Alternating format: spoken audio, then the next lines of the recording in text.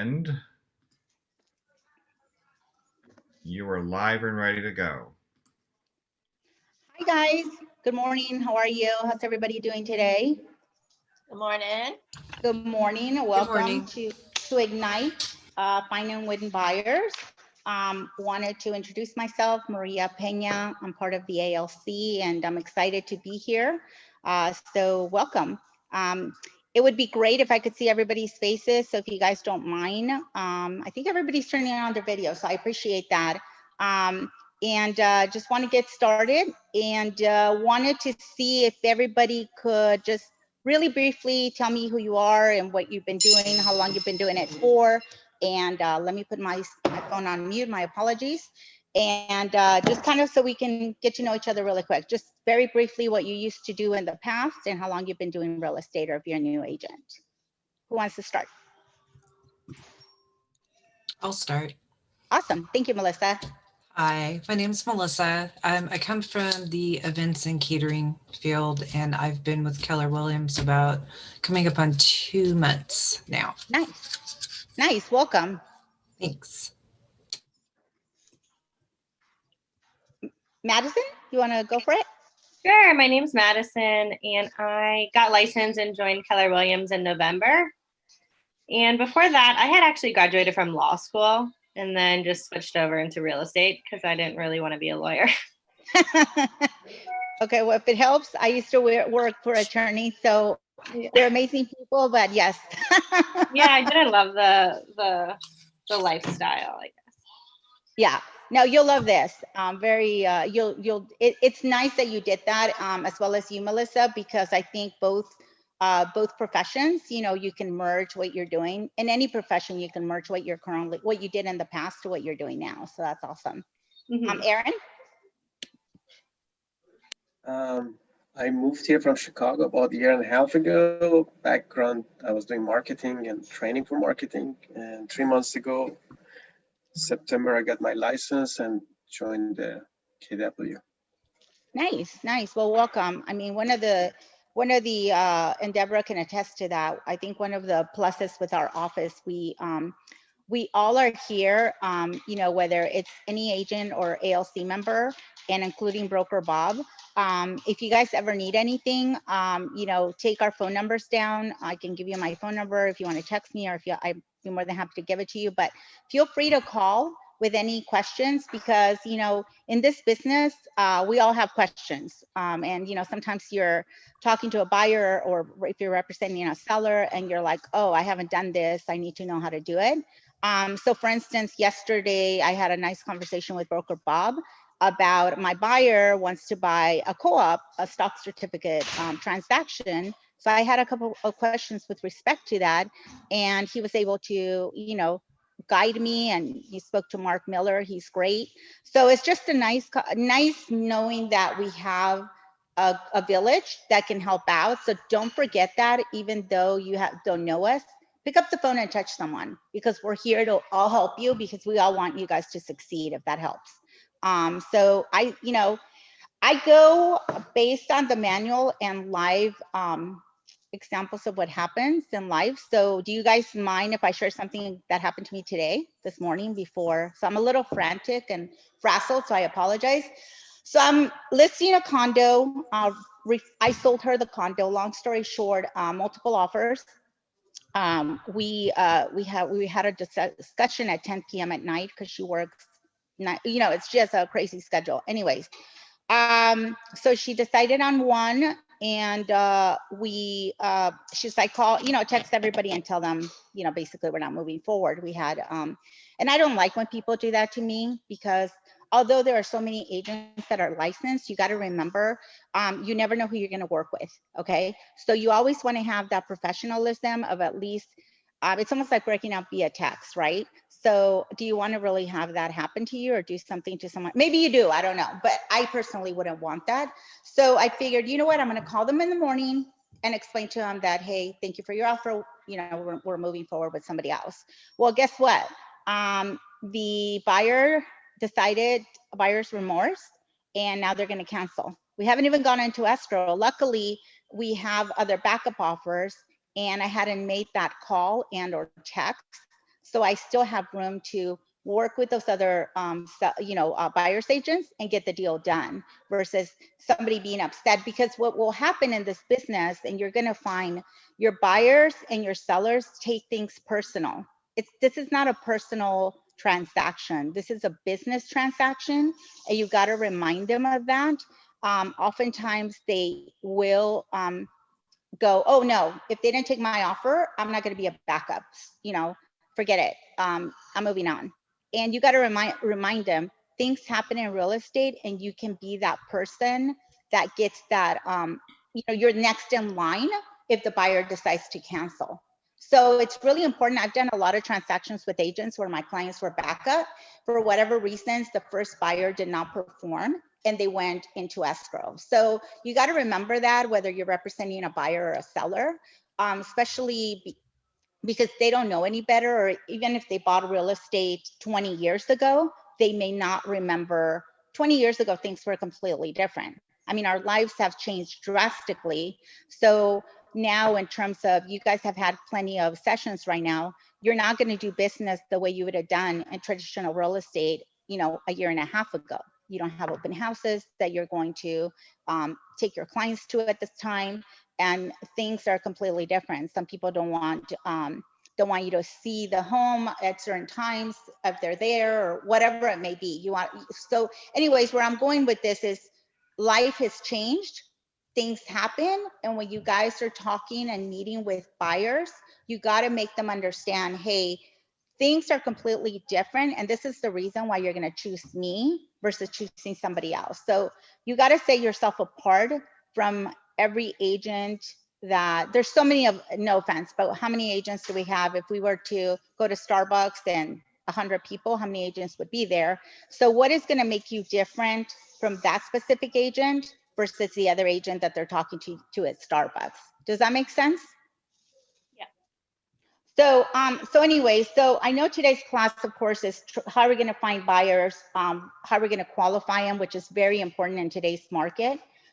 We want to educate our buyers and, service their expectations. Learn and practice your buyer consultation, which is obviously, of course, now going to be completely different. Ask for the buyers to sign a broker agreement, a buyer agreement, and establish the next steps of what happens after that. Examples. I know you guys spoke with you've had plenty of classes, but what are your thoughts with respect to, okay, how are you guys doing in terms of your classes? I know that the 411 and contacts, etc. How are you guys doing with that? Have you guys started like letting people know what you're doing, following up? Does anybody want to share what they're doing? I mean, I didn't have any social media, so I just started social media, adding people. I had a LinkedIn, so I transferred many people from the LinkedIn to my Facebook. So I gathered so far about 2,500 people. Nice. And then I'm not I'm not with the good calls, with the cold calls and stuff. So I'm trying to attract as much I can with the social media and post the stuff. Just before New Year, I spent maybe about $1,000 just printing some calendars and keychains and those stuff, and just pass it to people, drop it by, and those stuff. That's all I did so far in last 3 months. So, and is that working out well for you, or how are you didn't have any lead yet. Didn't have anybody just call me, just want to buy or sell or something like that. So I don't have any experience about that yet. Okay, but that's great. I mean, that's great that you're adding to your database, and definitely adding, the more you add, of course, and give value. I would suggest, with the people that you do know, one thing that I've been doing is, of course, the rates are phenomenal, right? So how are you going to just calling them about, number one, how are they doing health-wise with COVID and handling that? I mean, who would have thought that we were going to still be around and have all this going on, correct? So that's important. People, we all take for granted, including myself, having those conversations with people, but there may be days where you need somebody just to pump you up that for a small second, and your world just shifts, right? This morning, I'm not going to lie, when I got the text and the call, I was like, oh, crap. excuse my French. I went frantic because I want to service my client. This is a past client, so I want to do a good job with them. So, so I'm like, okay, how am I going to spin this around? So I thought, well, the good news is, I had to make those calls. I called the agents. Now I have good rapport. We're trying to work something out. Now it's my client's decision who they're going to go with next. So, it's great that you're making those connections. I would say text message people that you guys either, now that you're here in San Diego on LinkedIn, hey, rates are phenomenal. Just wanted to check in with you. Can I give you a referral of one of my preferred lenders? Believe it or not, those people, because I've saved a week ago, a client of mine, $500. Now she sent me 2 clients that want to buy this week. I went to her house because she's older, so she just doesn't know how to upload documents, etc. So I went to help her. I took 2 hours out of my time. Well, guess what? I didn't ask for anything. I didn't ask for business. However, I wanted to help her because I knew I was going to give her, a credit. Her life was going to change with $500 more in her pocket. And guess what? Now I have 2 buyers that are getting approved this week. So my point being is think outside the box and not just real estate. Think about how can I help that person, even with COVID, how can I help you with whatever, getting these, I've been going to buy a lot of supplies and asking people, hey, do you have enough? I know now, of course, we're overstocked, but just little things that you can connect with where people go, oh, thank you so much for thinking of me. I wanted to do this. I'm glad you called. Because some people may be thinking, hey, it is a great time for you to upgrade from that condo to the house or vice versa. The kids all have moved out and now they want to sell. So making those connections, or they may know somebody that wants to do that. Does that make sense? Yes. So, so anyways, I just wanted to share that with you because business is everywhere. It's just we have to proactively start thinking, how can we do things differently now? Okay. So with respect to, qualifying and scheduling your buyers. So do any of you right now currently have any buyers at hand that you're working with or no? No? Okay. But do you have any prospects or anybody, anybody from friends, family that you guys have been talking to? No? Melissa, Melissa, you're muted. I'm muted because they suddenly are coming out in front of my home office and tearing up the street. So I don't know if you can hear. Can you guys hear that sighing? It's super annoying. Sorry. Oh, it's okay. I've been talking to people, a few people in my industry so far. It's mostly just reaching out and catching up and asking them how they are and if they need anything. And then, it does touch on real estate a little. My coach is Carl, and, we've talked about, because I hate cold calling. And I'm just, right now I have like my list of people in my sphere from my events business that I'm more comfortable talking with. And then, but I don't start going, hey, I'm in real estate kind of thing. I just do like, how are you? How's things going? How's business? Is it picking up? Do you need any help? Or, that kind of thing. And it's so far the conversations have been pretty good, but no bites yet, but it's just, I'm starting it. So that's where that's great. No, that's great. And, everything is going to develop, like I said, this person that that I went to help, I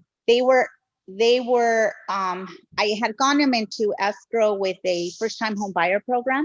So they were like, we paid 3 years into it, no, we don't want to start all over.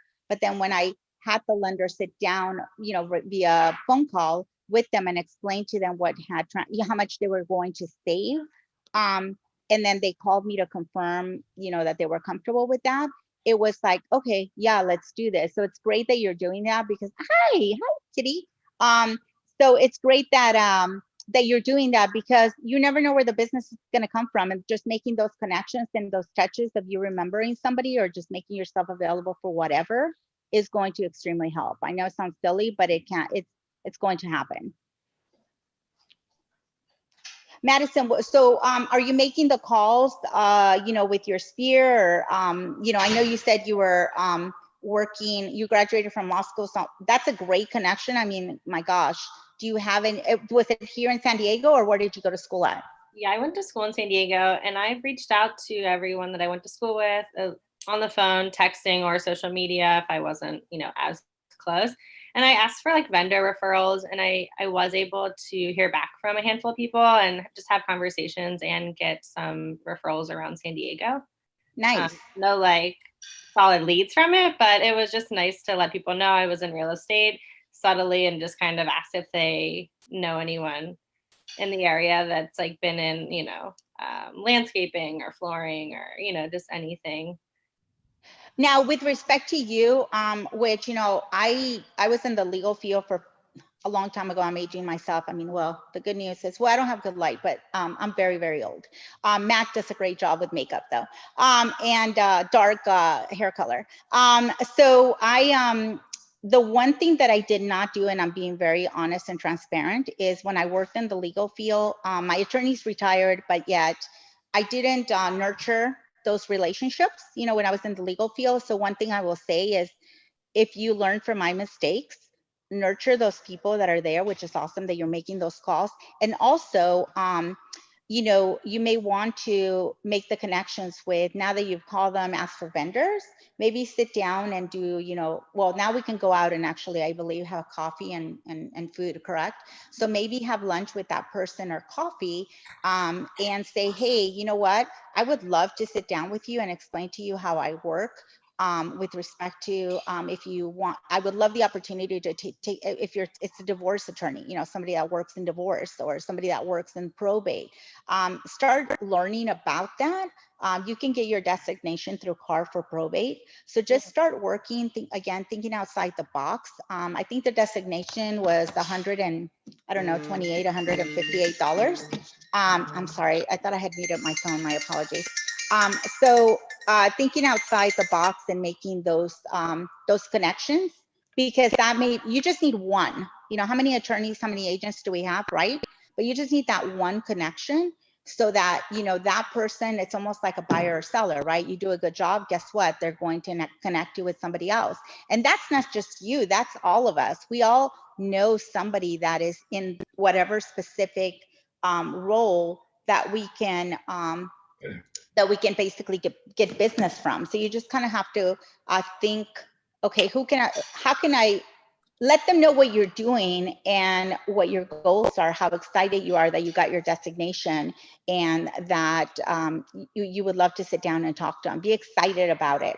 One thing that I saw that one of our ALC members, Jay, and I clicked on it, but I didn't download it, so I apologize. But a lot of us we're going to have to restructure how we're doing business, right? So when I was with the team, and now I'm doing that myself in a PDF version. So you have to have your virtual consultations, correct?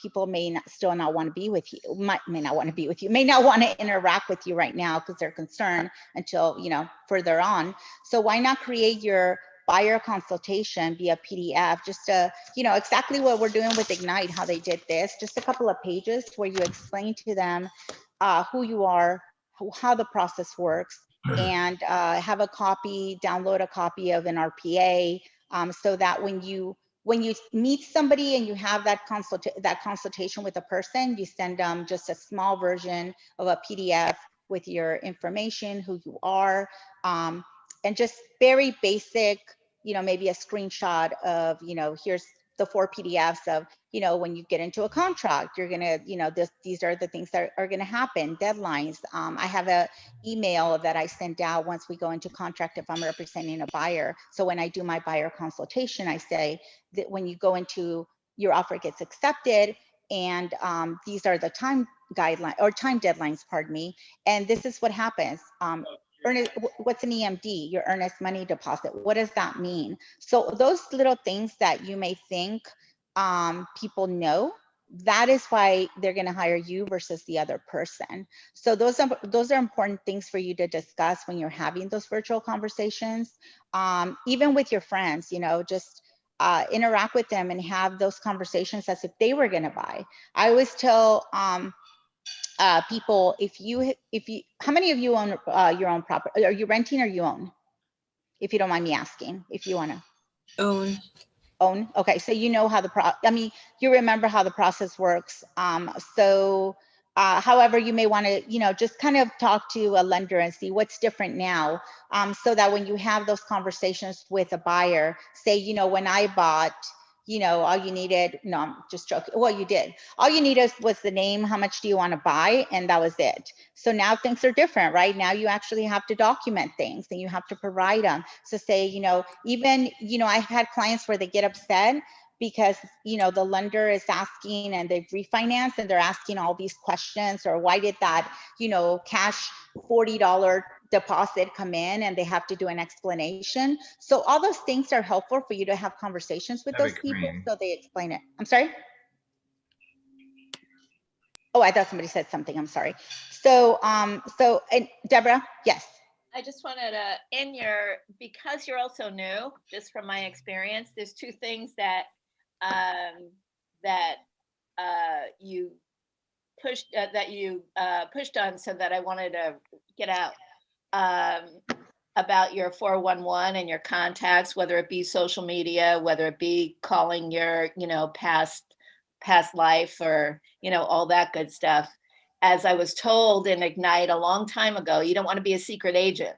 You don't want to sit there and say, okay, I'm in Ignite, I got my license and all of this. You want to get out there, even if you fumble and, fall on your face, you want to get out there and tell as many people as you can that you're in real estate, whether it be in your little business community there, whether it be your neighbors, whether it be whatever, shout it from the rooftops. Because the more you get used to having the conversation, it'll just come more naturally. Because I know exactly how it feels. We all know exactly how it feels to be new at the game. So it's like you'd rather throw up than get on the phone. But just do it. And to anywhere you go, to the cleaners, if you go into, anywhere. So I'll be light on that one. And the other one, when you're doing your presentation, because you don't have any experience or transaction yet under your belt, make sure you use the office stats to say, hey, this is my group. This is who we are.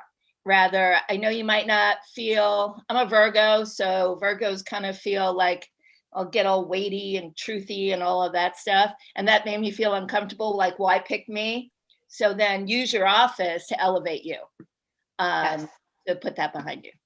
No, thank you, Deborah. That is absolutely, and oftentimes, and I've been a secret agent where I don't want to bug my neighbor and tell them, and then guess what? They sold the house. And although they asked me for a lot of information and how to stage and everything, but I just figured, oh, they'll call me. I gave them all this advice. They're going to call me and use me. And they chose somebody. I'm not even sure. Well, I mean, I guess the positive is in some cases it's been their past agent, but sometimes it hasn't. So exactly, Deborah hit it right on the button. I've been sometimes I attest to being a secret agent, because you don't want people to think we're salespeople, we're cliquey, and you don't want to bother them. But remember, this is your livelihood, this is your business, and you got to remember that. And be the. I live in a building, a high rise, 22 floors with 200 units. I walked around for 3 years. I sent a postcard. They know I'm in real estate. No, because there were 5 other agents living in the building as well. So yeah, I would never speak real estate in the elevator, in the hallway, at our social gatherings.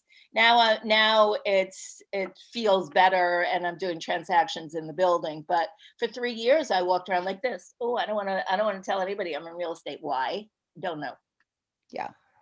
I have a question really quick. Using the office stats, like, where would we find that so that I can look at it and kind of absorb that? I mean, I'm sure it's probably easy, but is there like a particular place to actually say, hey, my office has done this and they've sold this, and that kind of stuff, just in case someone asks. That noise is terrible, but anyway. No, so Ashley just did the market stats yesterday. However, I believe it's already downloaded on our site. It is. I was not just market stats, but like not just the office? Like how, I mean, I know we did really well last year. I mean, do you just use that information? Oh, we had a great year in 2020, even though the year that was during COVID, and or would you go and talk about as the office for like multiple years, that kind of stuff? Because people are familiar with the name Keller Williams. Right. How do So you set your office apart from, I mean, they might have had a bad transaction with the Keller Williams agents. So, and I've run across that already. So how do you like, no, that's not like how my office is. I want to be able to answer or give them something a little more meaty, not like, oh, we did this and we sold this and, you know, that kind of stuff, but just how our office, that's one reason why I was so excited to join the team, was because it seemed really different than some of the other offices. So I will tell you this from personal experience, and you're right. I mean, it's really people. It's almost like people relate to certain things and brands, right? So what are you? Is this particular entity, Keller Williams, our office, versus different from another office, right? So, you know, with respect to your question, is number one, you can get the stats. I usually, well, we have the stats that Ashley gives us, as well as I believe Nancy, Deborah, sends the information of how we did the previous month and how we've done better from in comparison to the MLS SDAR. So you could use those numbers. I also pull them from you know, from SDAR. If you click on my office and then where we're at, how many listings we had or how many closings we've had, you can generate a report from that. So if that helps. The other thing is also with respect to what you were saying, you know, there's bad apples everywhere. So people, sometimes it's our job to explain to them that that happens. It's almost like, you know, when you go, I had an experience, I went to an amazing physician, then I went to another one that was not so amazing and was very condescending, you know, and I was like, okay, whatever, goodbye. I walked away. So you got to just remind people that just because they had a bad experience, that doesn't define, the bad experience does not define, number one, the office or you. So you are completely different. Keller Williams is where you're at, but you are Melissa, and this is what I have to offer you. And you're selling yourself as an individual, and you're promoting yourself as to why they should work with you. If you give somebody the confidence and they feel like, oh my gosh, because I've had that where I've talked to agents or I've talked to a buyer or a seller and they felt the other person was so slimy, for lack of better words, that they moved on and they, you know, they went with me or whatever, you know. So you got to just remember that you got to show in not only when you're meeting people, whether it's for business or not, first impressions are the key to success, you know. And I believe that in any business, whether you're even seeking business or not, people will remember who you are.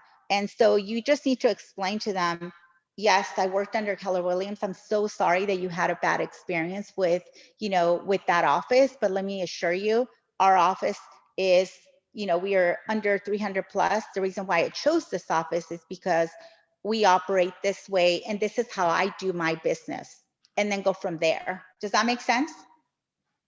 Okay. Okay.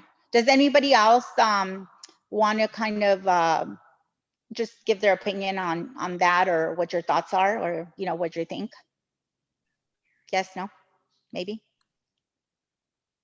Okay. Okay, so so moving on, I mean, and one thing, like Deborah said, thank you, Deborah, for the input. It's really important for you guys to just kind of let people know what you're doing. Talk real estate. Just say, oh my gosh, you know, even the crazy market that we're in, you know, we have a shortage of inventory, but yet our interest rates are phenomenal. So who wouldn't, you know, so the people that you're talking to that do not own real estate, but yet they're paying $3,500 a month for rent, guess what? They probably could afford a house, right? Or a condo. So it would be really, really important.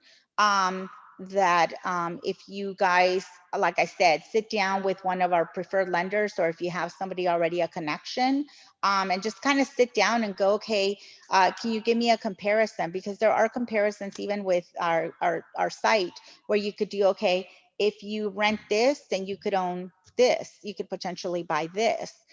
You know, if they're living with their significant other and they're both splitting the expenses, guess what? They probably could buy something if they qualify and get into something. And why not write that off versus having to, you know, rent for the rest of their lives, you know? So all those scenarios I think are really important for you to have conversations with respect to that and go from there, you know? So, so anyways, I just wanted to kind of give you just kind of an idea of what to do, because I think it's really important. Having the, having a buyer consultation, maybe a training with a friend, you know, when you guys are ready, well, not even when you're ready, do it now. Have a friend, hey, say, I'm going to treat you to lunch, but can you be my, my pretend buyer, you know, and go through the process of how you're going to interact with that person in terms of that client and figure out, okay, great, I loved it, but this is what you need to do. You know, I mean, you know, I'm still learning how to do these classes, so any feedback would be great. But for me, I love examples of life versus a manual, because I think you learn more from that. I'm a firm believer. When I first started in the business, somebody told me, what is it? Fake it till you make it. And I am a firm believer of that. Even when you know, when I started in and I'll go back to my life, when I started in retail, I didn't know, I had just graduated from high school, but I'm a really good, as you could tell, I love to talk, so I apologize, right? When I first started in retail, my friend was going for a job. I went to just kind of hang out with her because she was nervous. Long story short, I started talking to what I thought was the construction person, because it was a brand new store in a new mall. We have a great conversation, okay? My friend's applying, getting interviewed. I'm talking to the person that I thought was the construction person putting light bulbs on. Well, it turned out to be that he was the regional manager for that corporation. My friend didn't get the job, but I ended up getting a call because he knew I told him where I worked, because he asked me, and he ended up going, oh, would you like to be our assistant manager for our store? So my point being is, you never know how you're going to start out. I didn't even know anything about them. I had not, you know, I had no experience, but I had a good conversation and I was confident. So it's the same thing with what you're doing now. You know, you just have to have that confidence and assure the person that, hey, the people that support me, meaning not only the office, but your lenders, that they know what they're doing and you are going to be there every step of the way. Does that make sense? Okay. All right. So, so we'll move on. So I apologize. Like I said, I talked too much. So I just want to make sure that we have, you know, some live examples and we can keep on moving forward. So, so once you have your buyers and you qualify them, you have them, of course, sign the broker agreement. So how do we get to that point? So one of the things, especially right now with, you know, if you start, oh, and by the way, one thing that I was going to tell you guys, feel free to, for even not just our office, but feel free to call people, other offices or brokers. You can call them if there's a vacant home and it's not, you know, it's a home that you feel like, hey, this is something where I can capture some buyers. Feel free to give that agent a call and say, hey, I would love to do a virtual open house so that I can promote it on Facebook or whatever, you know, social media. Would love the opportunity to do that. Would you be opposed to it? I would never say no. Why? Because guess what? You want to look good in front of your seller and sell it right away, correct? And I want you to acquire a client that you possibly could bring to me. So that's another avenue for you to seek some buyers if you're, you know, trying to build your database. But most importantly, I would say reach out to client, you know, your friends and family so that they can start knowing that you are in the business and how you can help them. So that's one way of doing it. Our office, you know, we have listings. feel free to, do the Facebook ads. I know people are having great success with that and are getting buyers from that. So I think, utilize those skills. Very inexpensive way for you to start utilizing those avenues and potentially get leads from it.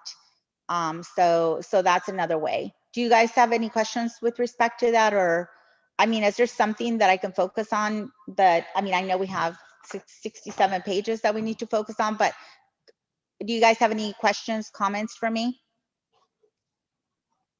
I guess one thing that came to mind was just I find it difficult to find buyers right now just because we can't host open houses.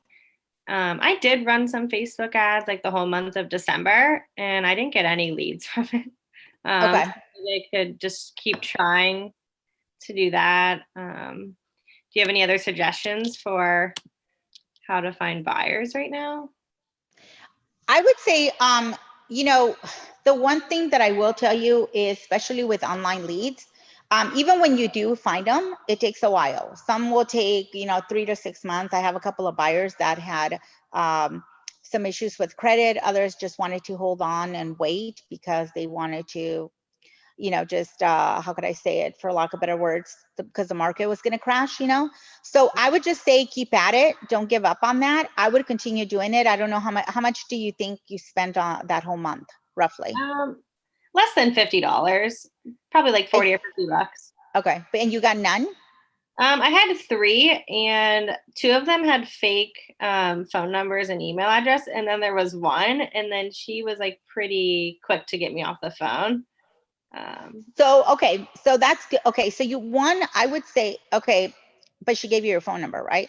I do have her phone number, yeah. I would just text message her, just say, hey, because I will tell you, and I hate when I hate buying stuff, hate it, right? So if somebody, and people go, oh, what, come on over, I have to, eventually buy a car. And I think they don't believe me when I say I'm going to buy a car and I'm just going to go and buy it and be done with it. But I hate talking to people, etc.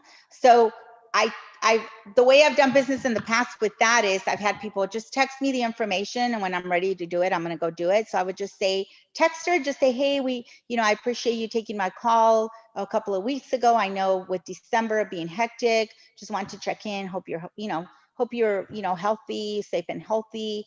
Wanted to let you know interest rates are still phenomenal, 2.7, whatever the rate may be for that particular, or below 3. Would love the opportunity to chat with you. If you're renting right now, maybe I could save you money. It's a free consultation. It's going to take us less than 30 minutes. Would love to connect with you, and just keep at it, and then the next call, or the next text, pardon me, just say, hey, just want to touch in, haven't heard from you.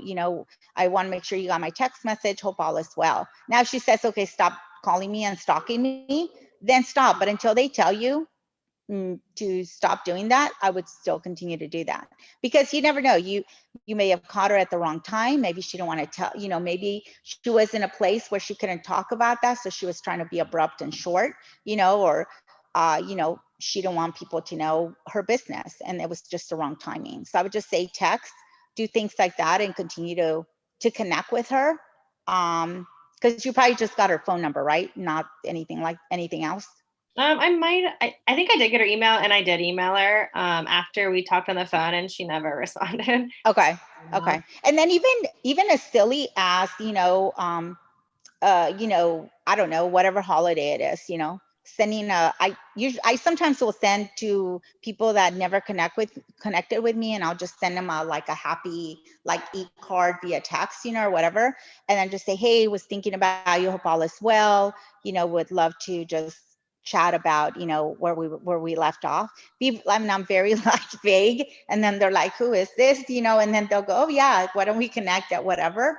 And sometimes it works, sometimes it doesn't. So just keep on doing it, because eventually it will work. So I would continue doing the Facebook ads, maybe looking or talking. I know quite a few of our ALC members, is it Joe Fair, Deborah? I don't know if she's still with us. And there's Joe Fair and John Fields. They do a lot of Facebook ads. So kind of look at those Yeah. text them and just say, hey, you know what? Are yours working? What were the key words, that you utilize? Do you mind sharing so that I can do the same? Does that make sense? And then Yeah, go from that's there. what I noticed because I did 3 separate ads, and I noticed depending on the location, it had significantly more views. Okay. For example, Yeah. I did one in like Little Italy. It had almost like 8,000 views versus like one I did inland and it had like 800. Wow, that was a lot. Yeah, And the 8,000 views, how many did you get? I actually got none from that. No clicks from that. That's crazy. That's Yeah. crazy. So I would just kind of look at other ads and see the difference. And then go from there. And I would continue trying it because, it will eventually, it's almost like Zillow. I used to buy Zillow leads and people would go, I mean, I still do, but people would go, oh my God, now, now it's extremely expensive. However, people would go, why do you do that? But it's eventually somebody is going to connect with you. Some people will not, but others will. So you just have to be in their face till like I said, till they tell you to stop. So Facebook would be great. Maybe doing wherever she had an interest in, whatever area that she clicked on. I don't know if there was a particular There was a specific beach. Yeah, I remember. Okay, so that's a great area.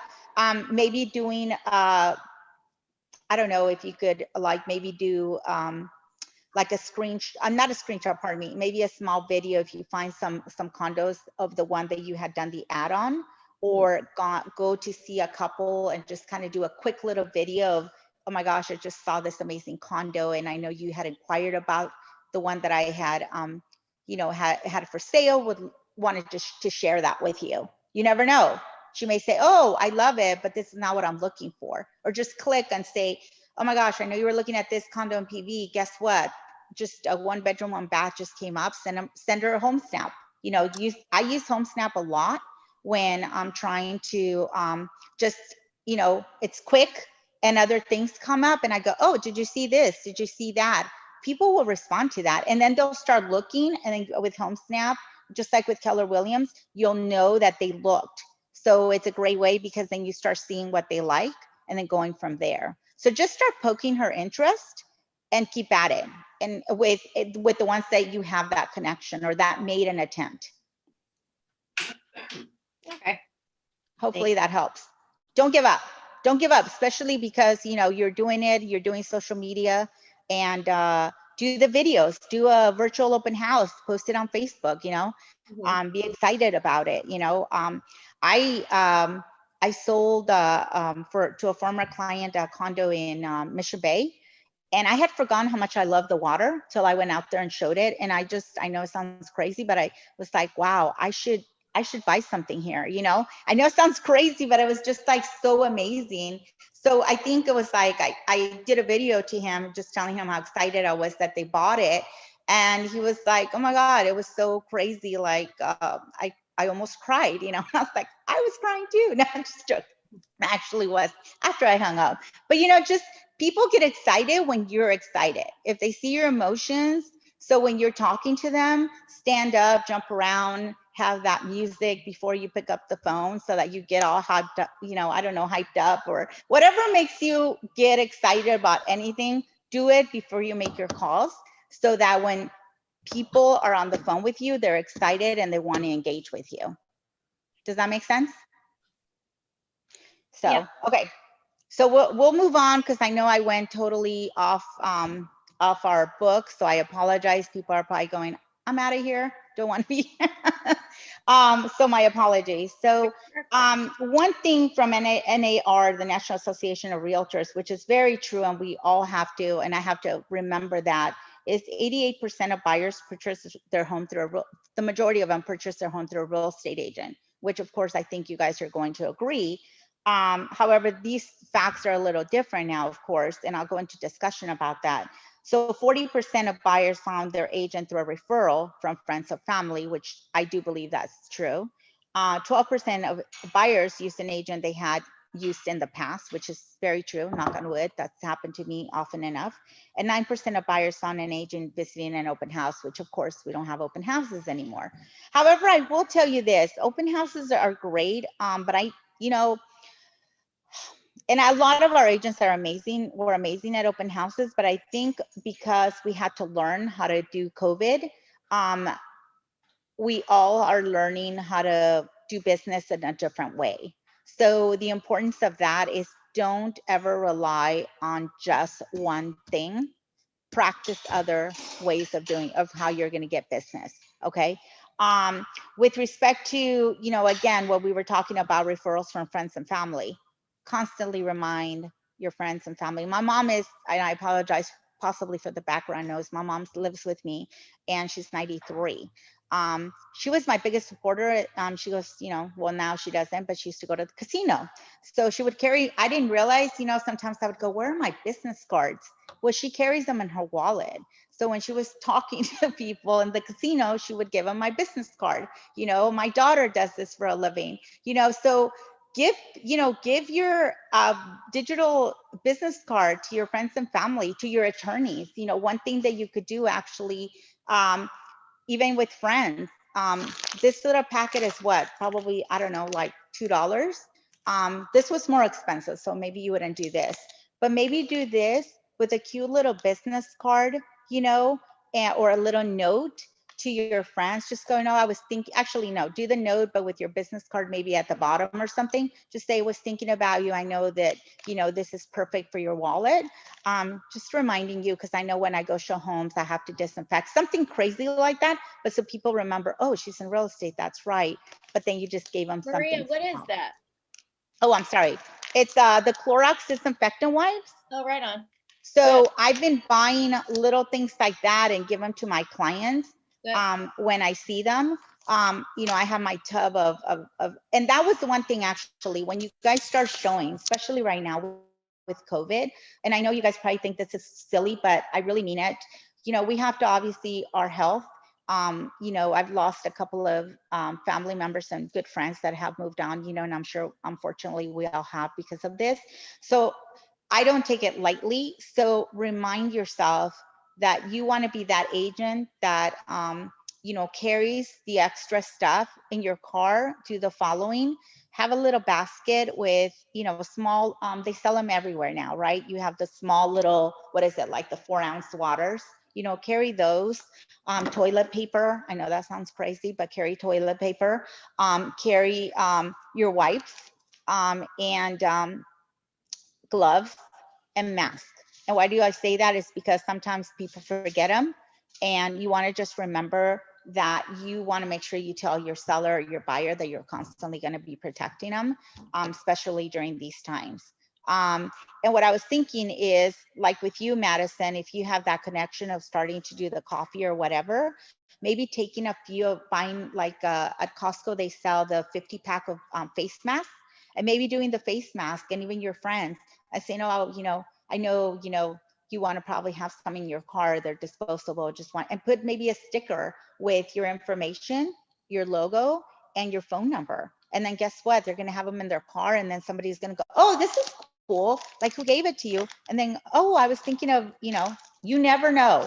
I mean, you have to just think outside the box. So COVID happened. We have to just figure out, okay, what can we do to get more business? Okay. And then, so I'll keep on going and go into, of course, we can't do open houses. However, we can do virtual open houses. Maybe, on YouTube or even on Facebook, I'm sure you guys have seen videos of people doing virtual open houses, right? I've seen some amazing ones, and then I've seen some not amazing ones. I actually did one when I was selling one with my good friend Chris Spade, which you guys, he's phenomenal, as all our ALC members on the Ignite classes. And I am terrified. I hate my voice. I need to get better at videos. So I asked him to come with me to do a virtual open house with me with my listing. And it had a Murphy bed. And the Murphy bed almost like killed him, right? So it's so funny because everybody started texting me about, oh my God, I love the condo, but that was such a funny video. So think, sometimes things happen and you want to edit the video. Just remember, we're all human. We all make mistakes. And sometimes that perfect video, your hair perfect. Yes, you want to look professional, but you also just kind of want to let people know you're human, and you can make crazy things happen and just laugh and go, that's me, clumsy. I'm very clumsy, but you know what I mean? Just make it a joke, make it fun, exciting, so people engage and don't click off. Because how many times have you guys done a video and people click off because they're like, oh, this is boring. I don't want to I don't want to be like, I could care less what this person does. Okay. So just focus on looking at other people's videos and doing virtual open houses from there. Does anybody else have any questions with respect to that, or any other ideas that you can think of? I saw, like, if I print the calendar stuff is so expensive. So I went to the Dollar Tree and I saw they're selling the massive calendars, full color, those And ones they're you beautiful. open it up. And some of them has a magnet for $1. So I just, I took 200 of them and just to stick my business card on top of them with the glue. And it was just like, I printed. It was just amazing, Yeah. Yeah. There's lots of stuff you can do in a cheap way. And then, sending, digital business card that I just sent one for you and Madison. That's a good idea to keep, be connected with people as well, to be your contact. Yeah, no, I mean, the Dollar Tree, all those places have amazing things where you can buy. Actually, some of these sometimes are there, other brands. I mean, as long as you know that, they're whatever 99.9 or whatever you decide to buy, it's awesome, especially with the calendars right now that people, I think that's a great idea, because you just have to think outside the box and figure out, just be in front of people constantly so that people know who you are. And remember, not who you are, pardon me, what you do and why you do it, and people will eventually remember, I'll give you a good example. Our neighborhood is we had 3 sales on our street. And 2 of the neighbors, I've, developed good rapport because I love to talk, as you could tell. And so, I'm like, oh, if you need something or if you ever need anything, whatever. She texted me twice this past 3 weeks because the heater went out, and there was 2 other things that happened to the house. And instead of calling her agent, she texts me, oh my gosh, what do I do? And I'm like, oh, well, did you get a home warranty? And she's like, I don't know. And I said, well, and so I started naming the companies. So that is why when we're talking about, and maybe she just forgot, so please don't think that we got to be present, because guess what? I've done that. I am like 100% guilty of that. We forget, we close the sale, and what happens? We move on, right? So remember that the deal is done. However, you want to keep on going and reminding people, hey, I'm so excited that you bought this house, or whatever it may be, right? I would love to just check in on you and see how you're doing, because you never know, right? That person, look at this, my neighbor, she texts me because I'm always, hey, how are you guys doing? Do you need anything? Because she's not, I mean, they're from San Diego, but they never had lived in this area, right? In suburbia, Eastlake. I live in Eastlake. She lived up in, up in the Point Loma Liberty Station area. So, they're not familiar with a lot of things happening. So my point being is, am I doing it to hopefully one day she remembers and gives me business? I would love that, right? However, I'm doing it because I'm being nice, and you never know. That could be, I like when people are helpful and they help me out. And so anyway, so that always helps. Hey, don't Anyway, moving on. Yes, Deborah. It's Girl Scout cookie time. So Yes. all of your friends and family that have little ones that are selling those Girl Scout cookies, make sure you buy at least $1. Yes. You know what? That actually is a great idea. I mean, although they went up a little bit, but that is actually a great idea. And they're tiny. I know they're very tiny, but you know what? Everybody loves, well, the majority of the human beings, right, love Girl Scout cookies. Right. And that would be another example of connecting even with your close friends that you may have not seen, you haven't seen, and you don't want to still, maybe possibly they don't want to see you because of still COVID, dropping off a box with a little thank you card, or not thank you card, pardon me, miss you, you know, a great idea, Deborah. Thank you. I actually got a text message from one of my clients. Oh, you know, do you want to buy some cookies? So I'm looking at buying the cookies. So great idea. Deborah, I see the sugar, I say run. Huh? What'd you say, Eric? I see anything with the sugar, I say run. Yeah, no, trust me, I know I will not get up because my daughter brought me, I don't know if you guys know Potros up there up north. It's a amazing place, and she brought me those cookies, dulce de leche, which they're amazing. There were 12, and can I just tell you, there's only 2 left.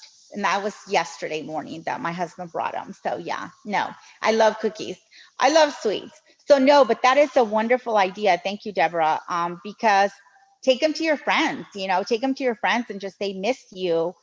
Would love to, you know, once this is over, connect, give me a call at least. Let's connect via Zoom, via call. And guess what? They may know somebody that's looking to buy or sell. And remember, guys, this is a buyer consultation class, but that doesn't mean that you are not also, and again, Melissa, utilize our office if somebody wants to sell. You know, Carl is amazing, and you know, everybody in our office is amazing, but if you need help with anything, whether it's on the buying side or a list side, utilize the office and the help that you may need for questions, all of you, because don't just focus on buyers, focus, and Madison also try to, everybody, do your ads with focusing also on trying to get listings. You know, what is your next Facebook ads going to be? I love your cat. Basically going, hey, like, you know, inventory. Where's our inventory right now? We have no inventory. You know, last night when I was talking to my seller, she's like, oh my gosh, I wish I had 4 homes because I feel so bad. We got 9 plus or 10 plus offers. She goes, I wish I had 4 homes because I feel so bad that I'm rejecting all of these offers. So guess what? Utilize that. Another thing that you want to do is also, and I know it sounds like cold calling, but if you're comfortable on the phone and talking and trying it out, because you have to try things so you're comfortable with them, is also utilizing our office with the listings that we have. You can ask that, okay, so you ask our title reps could help, or you know, if you text us, we can help you with that. But getting the phone numbers of listings that are going to come on the market, you know, are coming soon, or listings that are already live, and calling that immediate neighborhood and say, hey, our office, we would love to help you. We received multiple offers on this. Are you ready to buy or sell? You know, because I mean, pardon me, are you ready? Are you in a position to sell your home? Because prices are phenomenal. We're, you know, 50,000 above asking. You know, what is, you know, you never know. People may be contemplating selling and you get a seller out of it. Or you're looking for your buyers and you end up getting a listing out of it because that person is thinking of, you know, selling their home. Okay. Are you guys okay? Or do you want to keep on going, or do you want to take a break? I know I've been talking a lot. It's up to you guys. Thoughts? Are you guys good? Thumbs up? Yeah. Good? Going? Okay. All right. So, I mean, obviously I could go about list price, days on the market, average days. Those are all great ideas with respect to when you're having your conversations with your buyers. Once once you go into a buyer consultation, what I typically do when I do my buyer consultations is, and the one thing that I have found with online leads is, if they jump and they tell you, you tell them, this is what I need you to do. I need you to contact my lender. If you don't have somebody, I need you to do this. And I give them a list of what needs to be done. The individuals that jump on that, then I want you to be just as aggressive, or maybe 150% more aggressive, because guess what? You have a hot buyer or seller. So when somebody tells you, hey, I've done this, this, and this, be on it, because guess what? There's going to be that one other agent behind you that is going to take them if you don't. So what do I typically do? And I'll give you a good example. I have somebody that they sent me their information last year, okay, right before COVID. The person was not ready to get approved because their husband was working out of state. And she wanted to wait till he came back. So I kept on her, just shooting her a text once a month, just hope all is well with everything that was going on. Long story short, she called me yesterday and she said I was embarrassed to call you because a good friend of my husband referred me somebody else, and I really liked you, but we went with that person, but we haven't been able to find anything in the past no, he came back 2 months ago, and every time we send him something, nothing happens. And I said, well, when you're ready to, let's go ahead and have a conference call with your husband, either via Zoom or just a regular, or FaceTime, whatever. Let's see what we need to do to make it happen. So guess what? I jumped on that. Why? Because, and I had them sign, what do we have them sign if we know that they were working? Obviously, number one, you want to ask them if they signed a broker agreement with somebody else, because you also don't want to be hiring doing all this work and then there's a conflict. So number one, you always want to make sure that, ask them, were you working with anybody? And if so, if they say yes, make sure that if they didn't sign a broker agreement, you send them a broker agreement, because I don't care if it's a family member or friend. I've had scenarios where they've gone and they've said, oh, we're going to use you, we love you, blank. And then they go with, with their pastor or, their synagogue, refer them somebody else. And guess what? I didn't, and I'll admit I didn't have a broker agreement signed at the time because I trusted them and I was young, and I don't want to even say inexperienced, just I'm a firm believer in loyalty. And then guess what? They went with somebody else. So you always want to just say, hey, when you go to a doctor's office, do they have you sign all those forms? Do they have you sign an authorization stating that if your insurance doesn't pay, you're responsible? So this is the same scenario. You guys are not door openers. You're a real estate consultant, and you get paid for consulting a client, and you gotta sell that. You are not salespeople. You are real estate consultants. And that is the difference between you and a different kind of agent. And you gotta sell that to that person and explain to them the difference. So why are you doing that? Why are you having them check, making sure that they're fully approved, that they tell you that they have the funds, but you have no idea if they do. And then you go into escrow and they don't have any money and they go, oh, I thought I could put it on my credit card.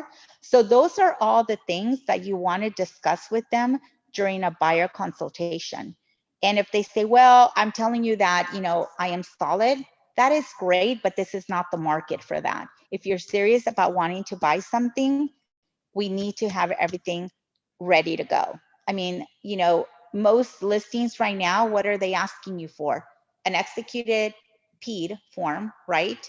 And they're asking you for proof that your client is approved with a lender and proof of funds. So those three things right now are key. And you got to explain to them, if you can't do these three things, you might as well just wait and not buy anything right now, because I have buyers that are serious that I need to that I need to get into homes. And if you're not ready to do what I need to tell you, you're not going to get a home. And obviously be professional about it, but you have to sometimes be blunt, and people sometimes, including myself, you learn from your own mistakes of having to fall and having to get up again because you don't listen and you don't pay attention to what somebody's telling you. So, so you want to make sure that, again, you have those conversations not only with the buyer, but with the lender. So right now, I would say, right now, it would be a great time while you guys are waiting for those buyers for you guys to meet with lenders. Melissa, I don't know if you bought here and you had a lender that you liked. Our office has amazing lenders. Talk to them, say, hey, I'm a new agent. I would love to connect with you. Can we do a Zoom call, or can I, whatever you're more comfortable with? Can I have a meeting with you so that you can explain to me how the process works? So when I start meeting with my clients, I understand what I'm doing, and, we can go from there. Meaning when we sit down, have that Zoom call, and you're there with me or not, I can represent what we need to do so that when I transfer them over to you and get them qualified, we're good to go.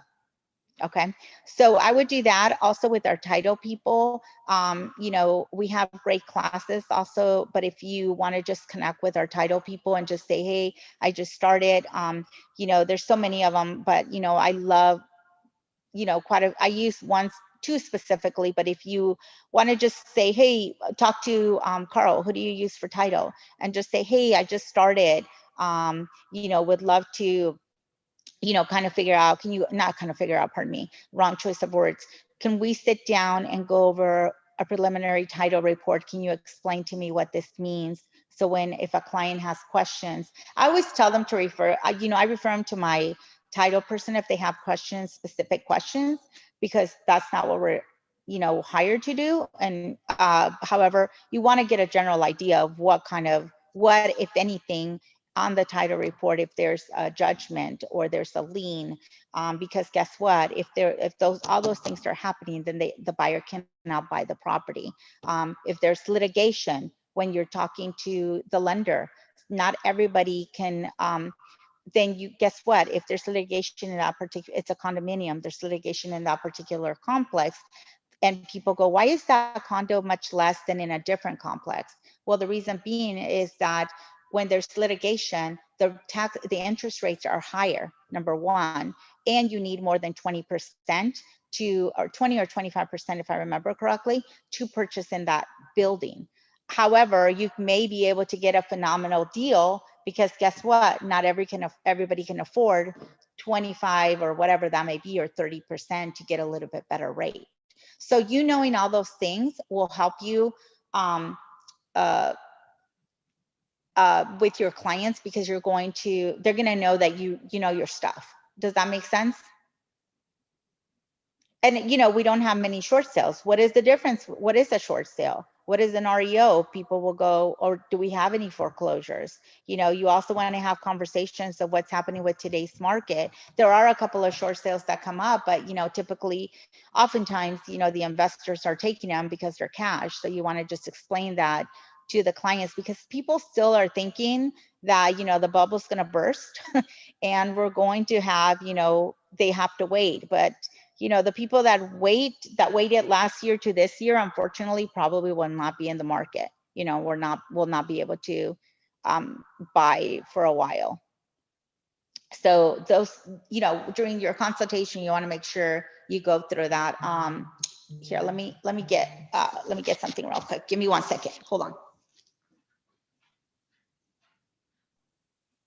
You know, while Maria's gone, also, while you're talking with lenders, Maria, I'm just going to ramble for a minute. Yeah, of course. While Please. you're talking with lenders, make sure also that you're meeting title people and you're meeting the escrow people, meeting with home warranty people. This way you learn what they all can do for you and how you support your clients. It took me a while to figure out, not only is Keller Williams office your team, but those people are your team. Right. And that's all something that in your buyer consultation, you can let them know that you've got this really solid team behind you.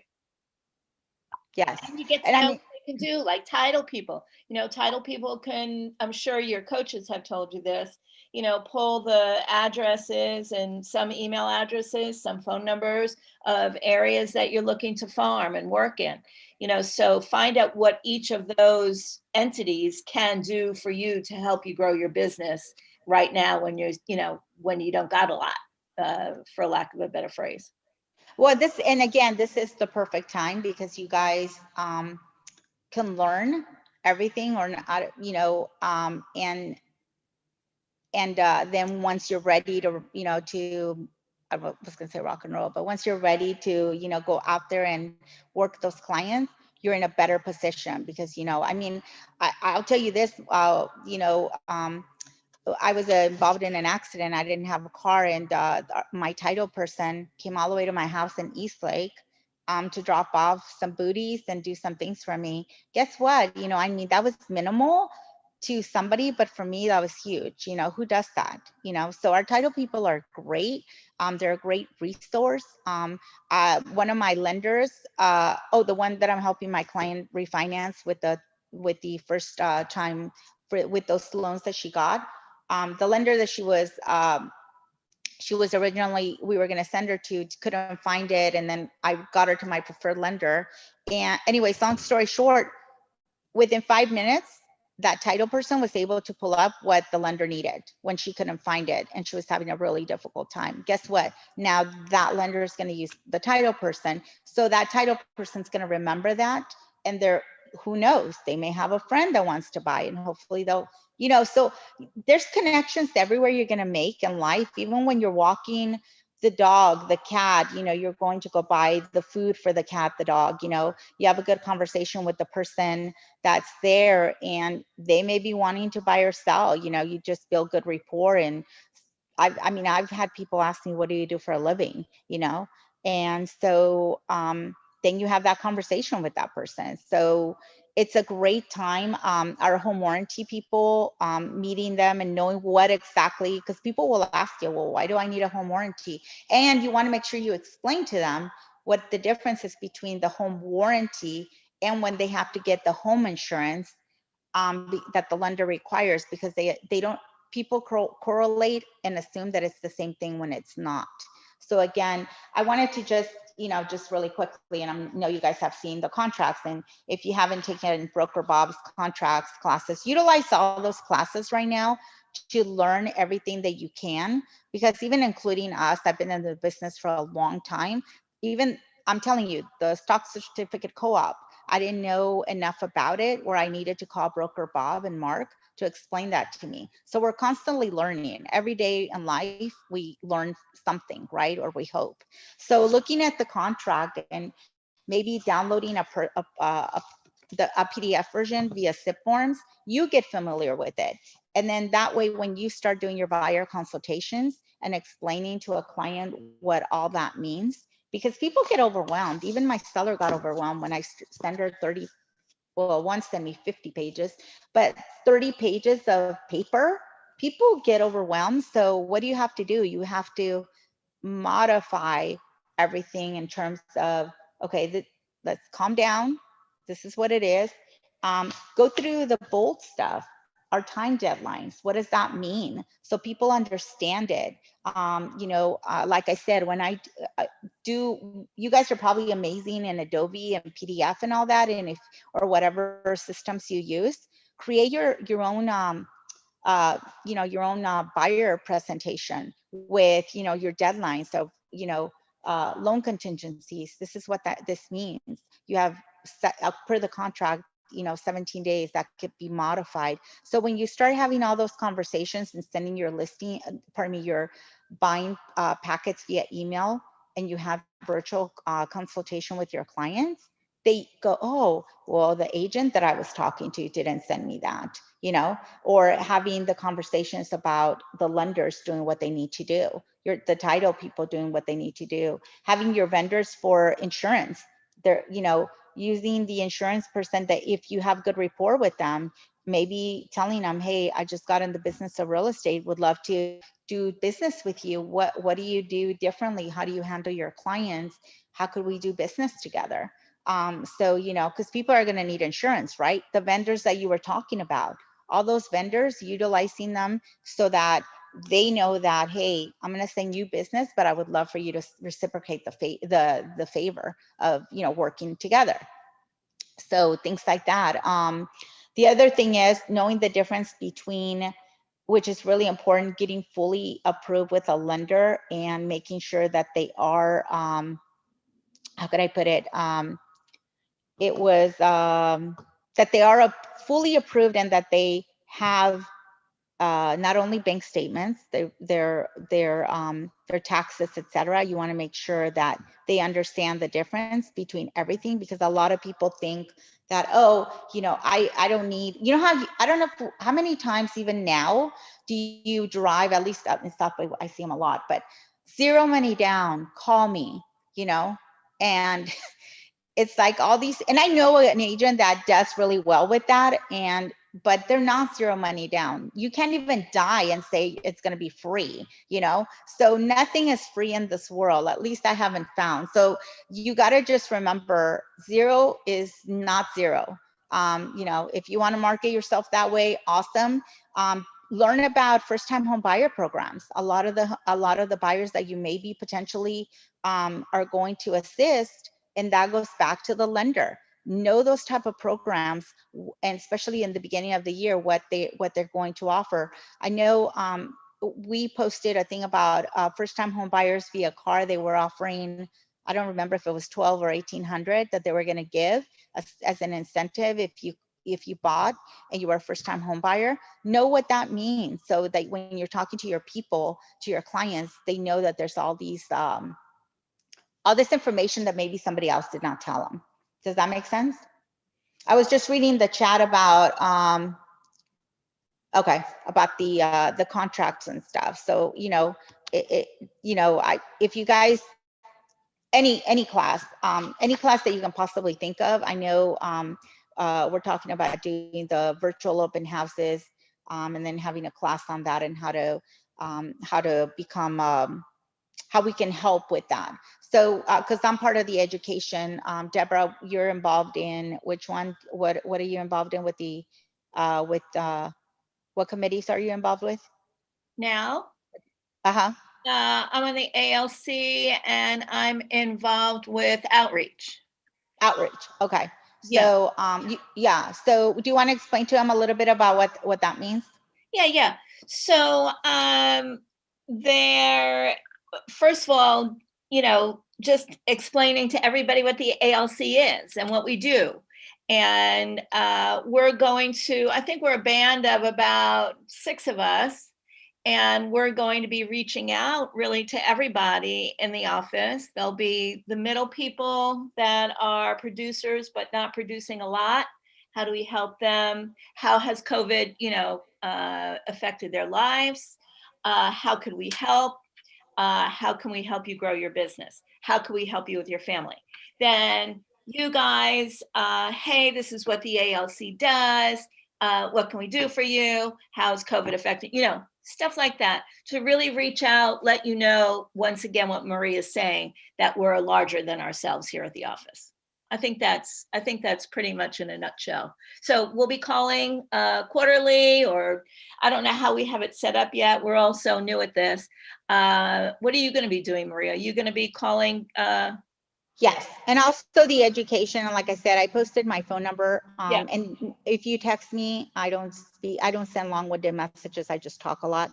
However, if you guys, honestly, all kidding aside, have any question at all whatsoever when you're talking to somebody, or you need to submit an offer and you don't know what this means or whatever, I work really late, and I respond to text messages pretty much as late as, I shouldn't say that, but 9 or 10. And some agents have called me or text me, and I'll be more than happy to help, because you know what? I remember when I first started out, and even now, and it's you can go to any brokerage. It's almost like any job. And you have to be comfortable with where you're at. But for me, it's really important. And I joke with broker Bob and Deborah, she's amazing, and Bridget, Chris Spade, those we're all, the older generation of KW. But honestly, for me personally, having that support, so you guys, I really mean that, take our phone number, text us, call us, because you will need guidance, or maybe you won't. I probably could use your help with social media. I hate social media. I don't hate social media. I'm just not good at it. I hate videos because I feel like I'm terrible at them. However, this is our new norm. This is what we have to shift to. So if we could all help each other in whatever ways, you guys may be excelling in so many other aspects, but yet you're learning this career. But guess what? You're going to be phenomenal, because you're getting the fundamentals, so that when you are out there kicking, you're going to be just amazing. You guys are going to be amazing, because you're getting the education. And our office, Keller Williams, is obviously known for education. But I will say this, one thing, I've been in our office, God, I don't even know, 9 or 10 years. I can't even remember. But we we have a good support system. Our office, it really, I feel that we try to help our client, our clients, our agents, and we are really a family. So it's not a bunch of, you know what, BS. We really, if you reach out and talk to somebody and ask them something, and if they don't, then let us know, because then that individual needs to change their attitude, because we all should be helping each other, because your success is our success as an office. Yeah, Okay. and to add to that, it's funny, and it's no matter how long you're in the business, and you'll find that out, that every transaction is going to be different. But as far as the help goes, I'll never forget Linda Lee. How long is Linda in real estate? Do you know, Maria? Oh, God, forever. I think she's been like at least 15 years, maybe, or maybe longer. Okay, Yeah, so a long time. Longer than you and me, probably. Yes. She was riding around with her client, and I work downtown. And she was riding around with her client. She snapped a photograph of like the top of a building. And it was not even a good, like, not even the lobby area. It was the top of the building. And she texted it to me with her client in the car and said, "Hey, what building is this?" So I said to her, "Oh, it's Bayside." And she's like, "Thanks. Can you do me a favor and find units available in Bayside? Whatever. Thanks a lot. I'm riding with my client in the car." Of course. So that's really how we help each other. Yeah. Yeah. Like nothing. Go ahead. No, I mean, just on Friday, one of our senior agents called me to ask me a question, because they hadn't done that, and they had not done that in a long time, and had a question about it. So, again, we all have our questions that need to be answered. So express that to your clients, tell them, hey, I have a team of agents, because you really do. You're not a solo agent. You have an office that will help you guys succeed. And then until you do so, utilize, like you were talking about, Melissa, utilize our stats where we close, because we've closed it as an office. When I first started in the business, it was my first sale in La Mesa, little house, cute house. And it was a senior agent, and he, I don't know if you can look up people now, because I know, the whole system has changed, but I usually will sometimes look up individuals, seeing who they are before I place the call, to see if I know them, or I maybe not recognize the name, but recognize the face. So where I'm going with this is, this guy was like, "Oh, how long have you been in the business?" Because I was doing a really good job of faking it, but because I had the support of people that were helping me. So, again, I wasn't going to tell him I was a new agent. I was just going to sound experienced and knowledgeable, so that when I had those conversations with him about a request for repairs or what I needed to get done, he didn't think he was dealing with somebody that didn't know what they were doing. And it actually was kind of funny, because he thought, "Oh my God, you've been in the business so long, probably, huh?" And I said, "Oh, I just love it." I mean, I didn't say yes, but I didn't say no. I said, "I love it. It's just amazing." But I never acknowledged the question and or the response. So one thing we all can utilize is assisting each other on how to do business. And I mean, Linda Lee is awesome in terms of, having lunch with you guys and telling you what she does, but again, it goes back to, everybody's business comes in different ways. Mine is from past clients and referrals. I know a lot of people do pop buys with past clients. Doing that is a great way of generating business. Even though you don't have past clients, you do have friends, right? Valentine's is coming. Been thinking about you, hope all is well, getting them a little bag of whatever, just little things that people will remember. Again, it's all about connections and people remembering that you are doing something, not only in real estate, but to help them out. Are people not in, I know I don't watch the news, but I mean, when you turn on the TV, are people not at this point, well, maybe now they're getting better, but were they not going crazy and depressed and thinking that our world was going to end?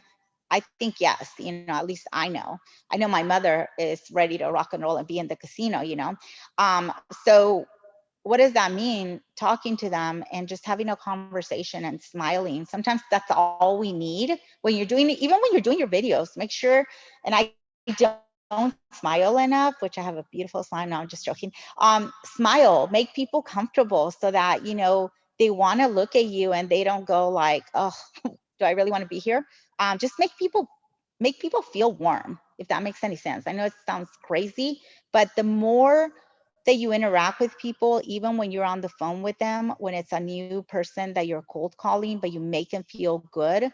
I'm hoping, knock on wood, I had somebody that one of my tenants was going to rent a house and now he decided he's thinking about selling it. So I've just been texting him and calling him and giving him all this information. Will it evolve to something? I don't know, but that's my point. You just want to be out there, be present in people's lives and just connect. And even on the online leads, until they tell you to, you know, just stop calling or texting, continue to do so. So I'll continue moving on. I apologize. I know it's getting late and you guys probably want to move on, but was there Maria? on the, yes. This is Junior. I just have a question. Are you doing like Zoom consultations for buyers? Or are you doing it? How are you doing your consultation? So what I've been doing is, you know, a lot of my clients that refer me clients, you know, I just pick up the phone the old fashioned way and talk to them. And I do have my lender, you know, also either be on the call or call them shortly thereafter. So what I've been doing is basically if they want to do a Zoom call, yes. But if they want to do FaceTime, I've been also doing that because a lot of people have iPhone and are just more comfortable with that.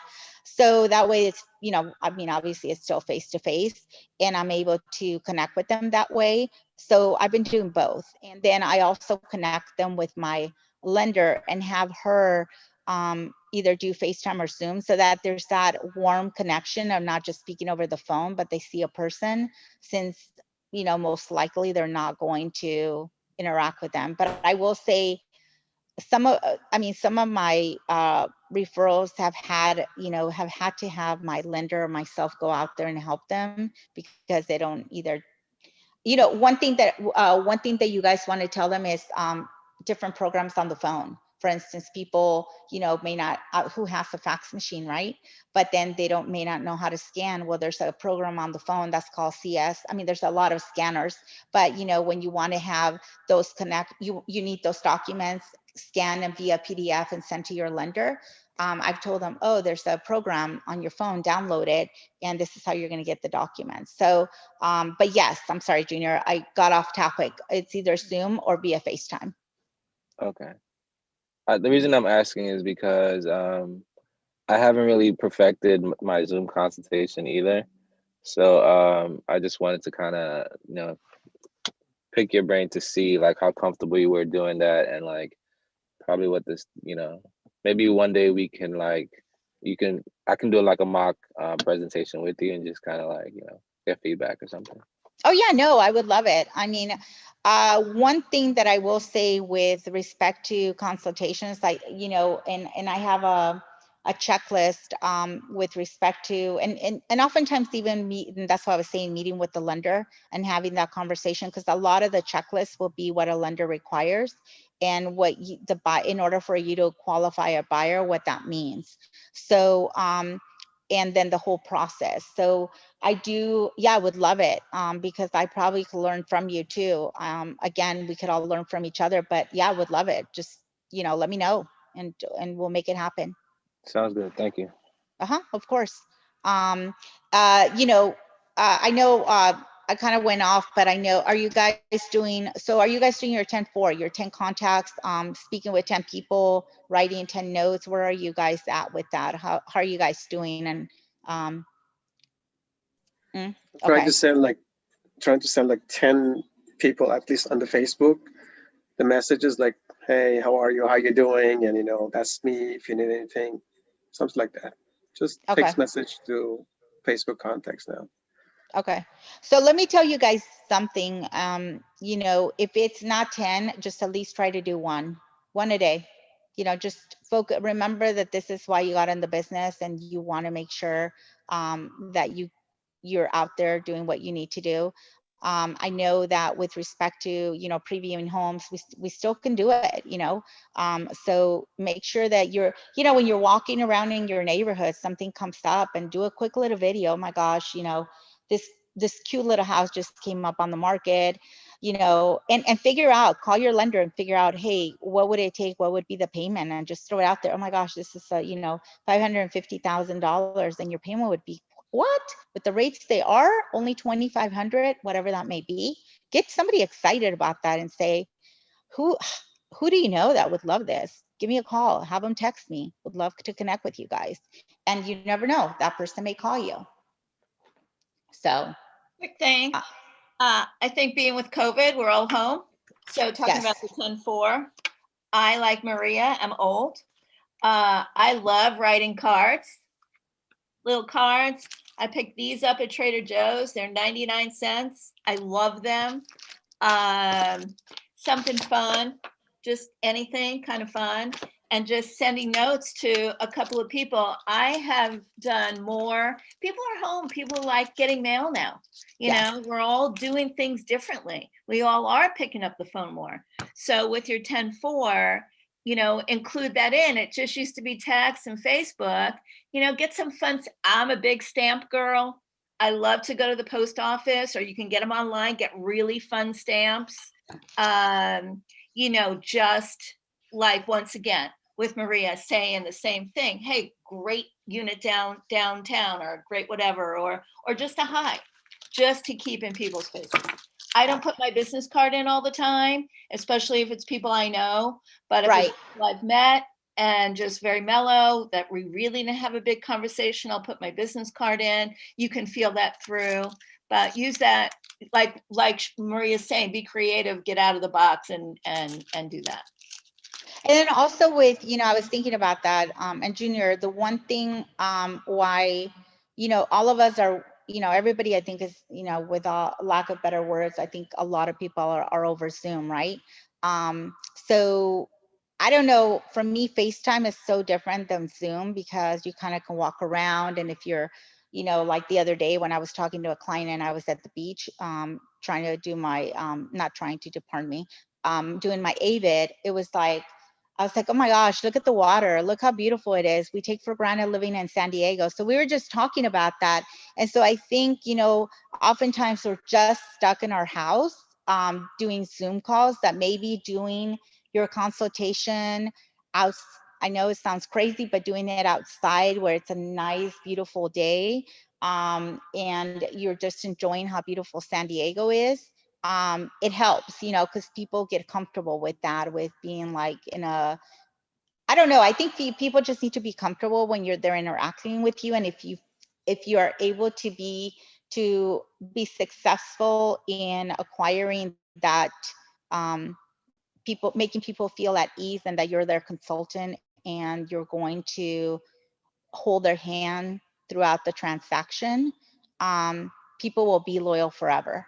And I know it's a cliche, but they will. People will remember. I've had people call me when they're going to do the wall color, you know, paint their walls. I know it sounds crazy, just to ask me my opinion, you know. And just so, for me personally, when somebody does that, it means a lot, because obviously they value what I have to say. Or even, you know, should they sell or should they rent, or, I mean, just things that you don't think sometimes people are going to help you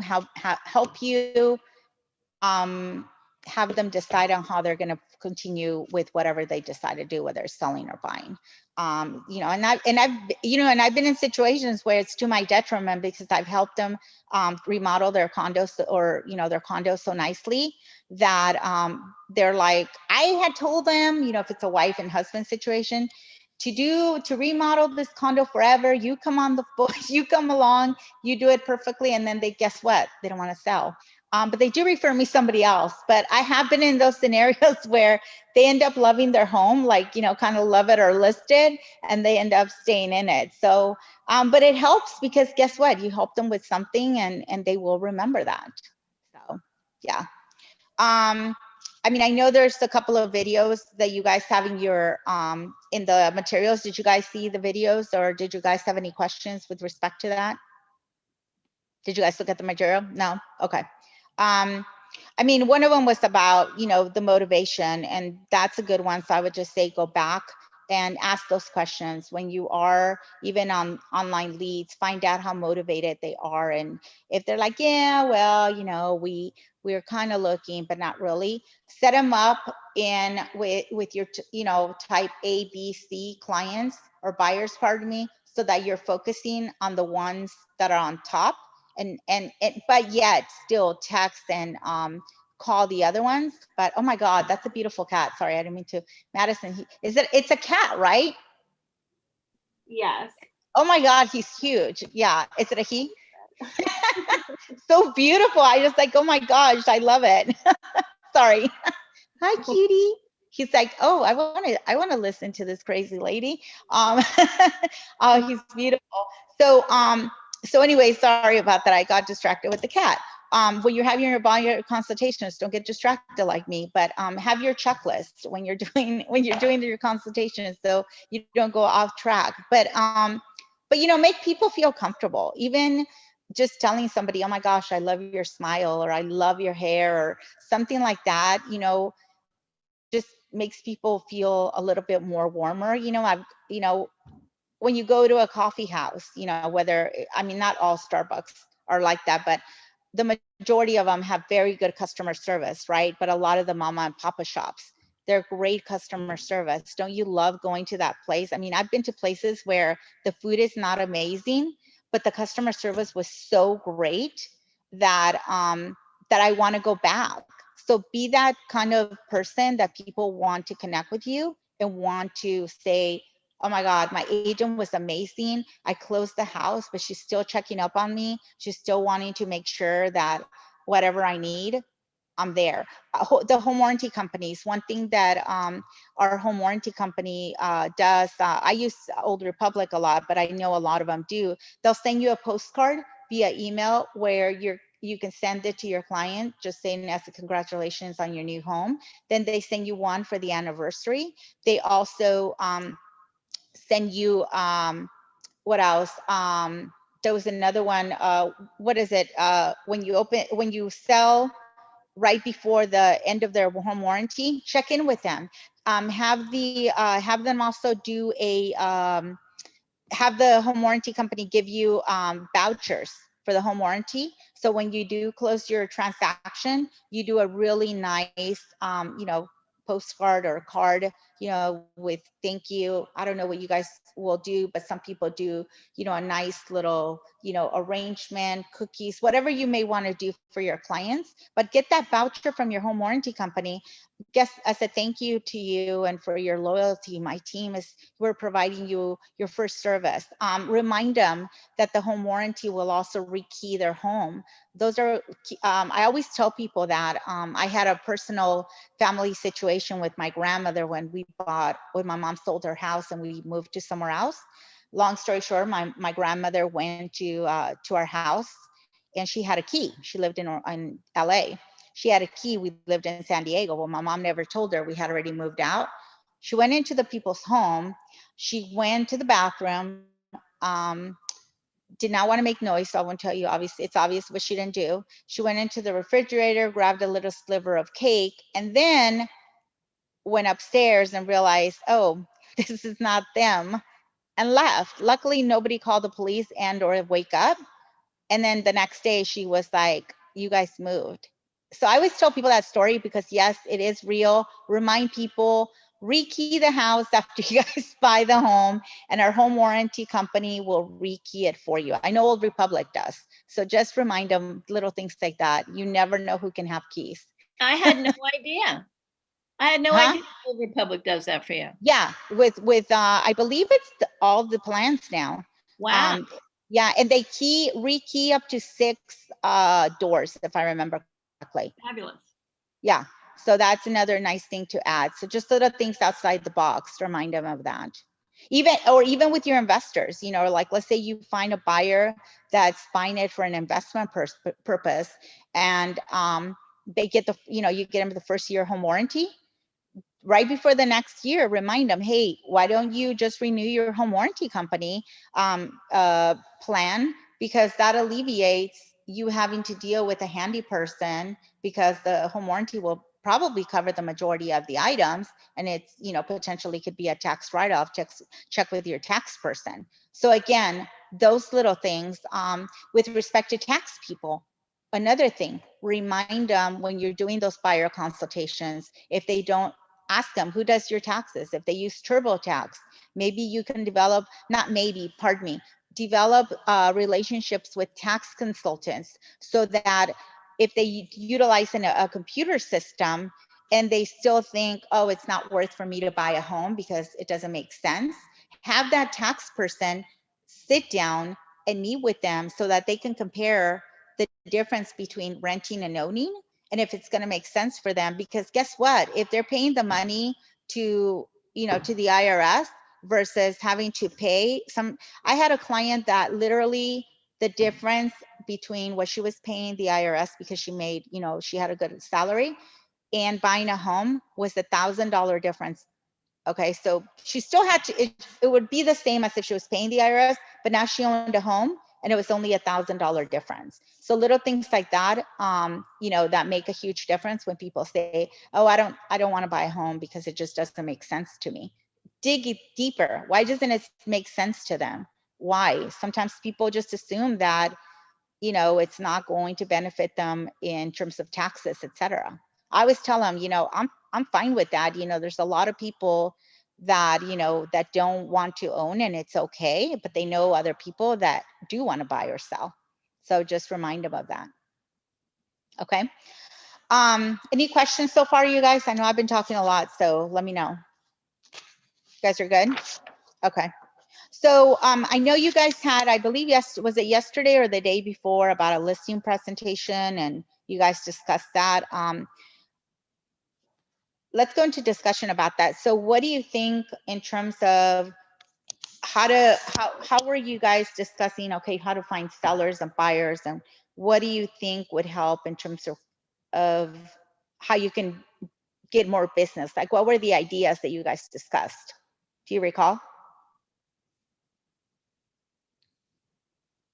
No?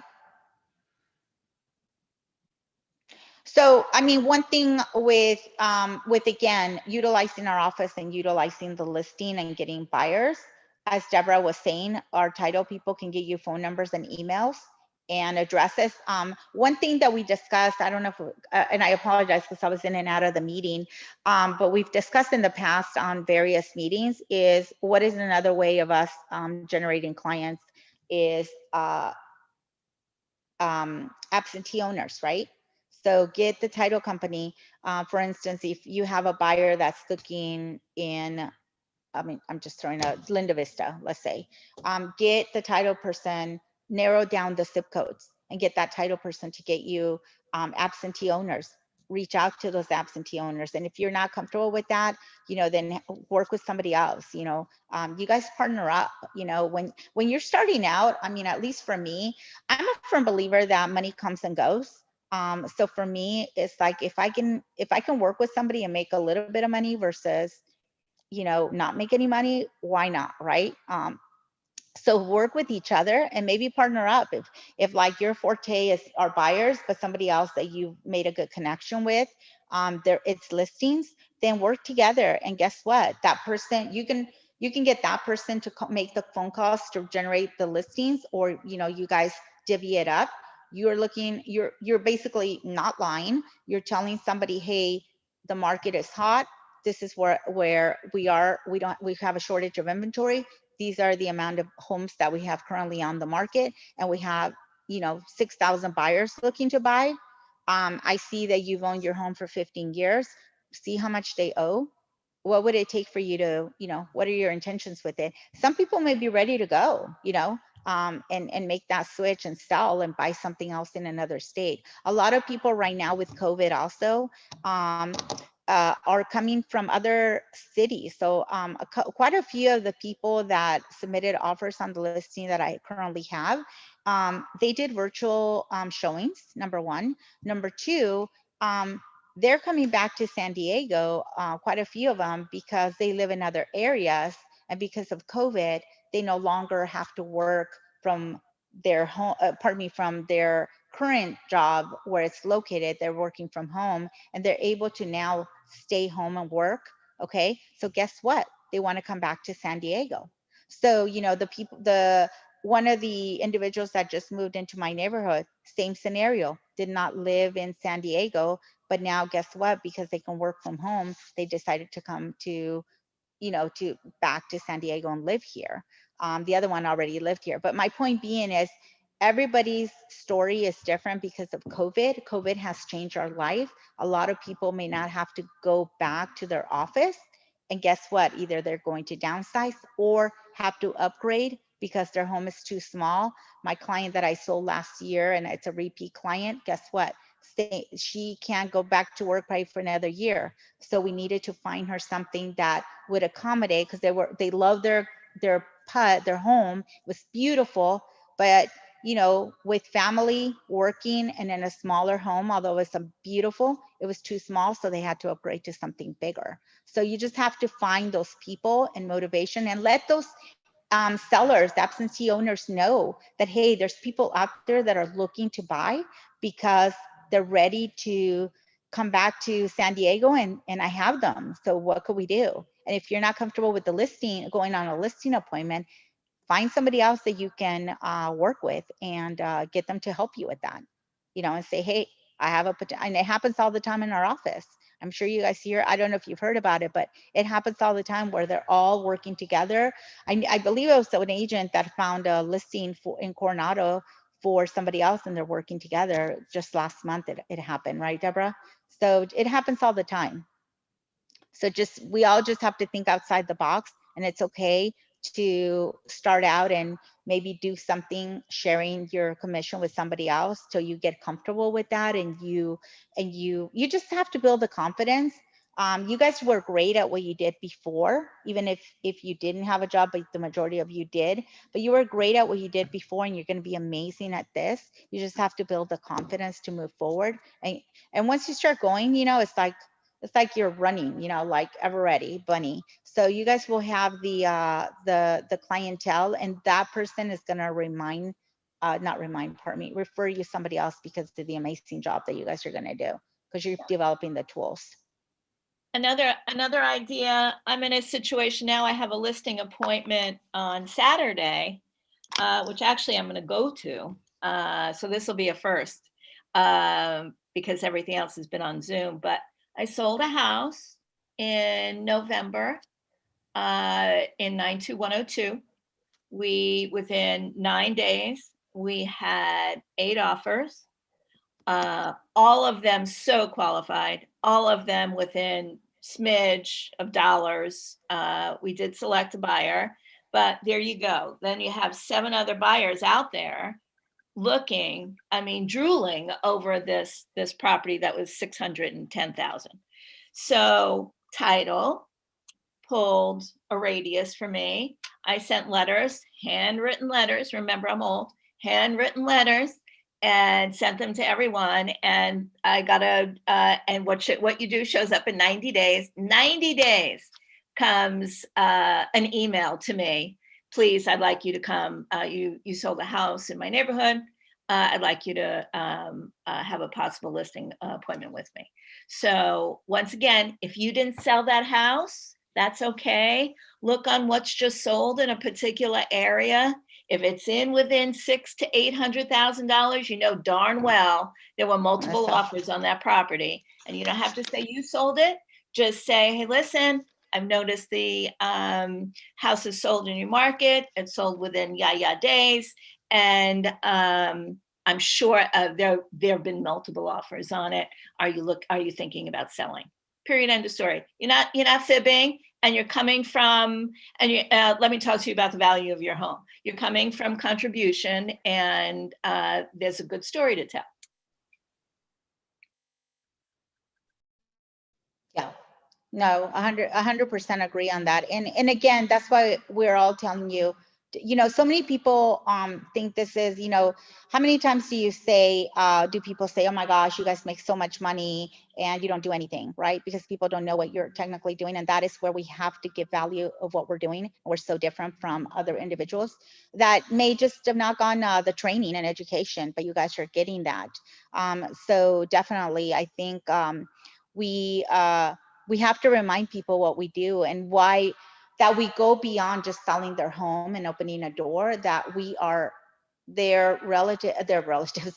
We could be their relatives. They're real estate consultants for life. That's how the people need to remember us, that we're not just going to show up once, that we're going to, I mean, you know, this person that I'm selling now, I sold this unit to her years ago and she came back to me. So, you know, you just got to remember and remind people that you're here, that you're there.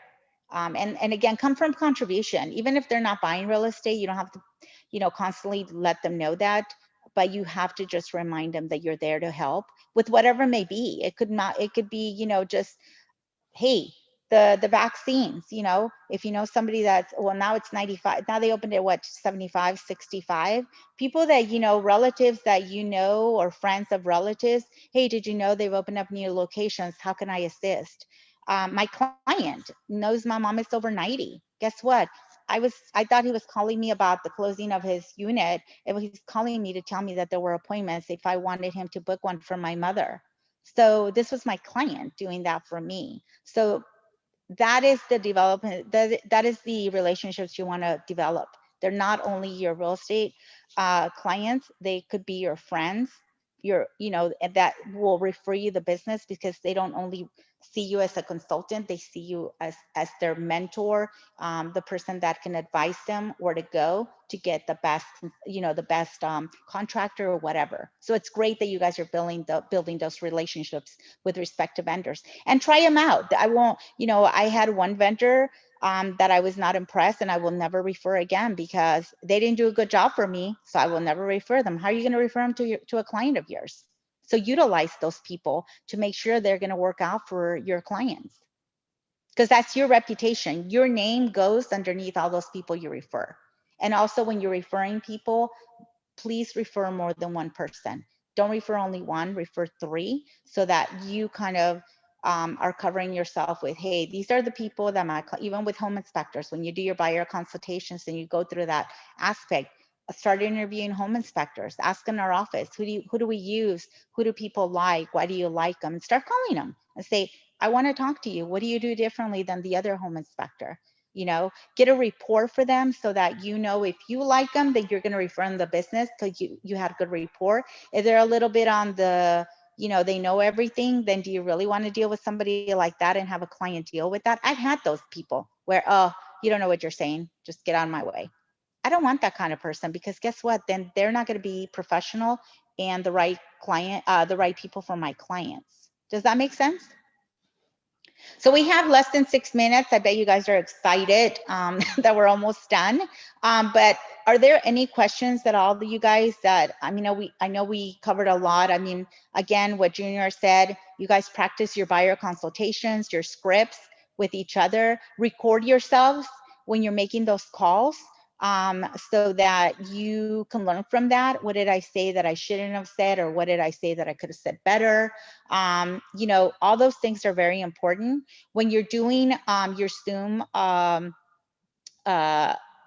calls or meetings, one thing that I did learn yesterday from, because I became a divorce real estate expert, one thing that they had a media person, which of course I'm going to fix all that, is getting the right lighting, getting the right webcam. So when you do have your professional consultations with either your seller or your buyer, you portray yourself as a consultant, a real estate consultant, professional, and you want to make sure you have the right lighting, your makeup, you know, I mean, I'm not saying makeup as in if you wear makeup, but just so that you look presentable. The better you look, first impressions again are a key to success.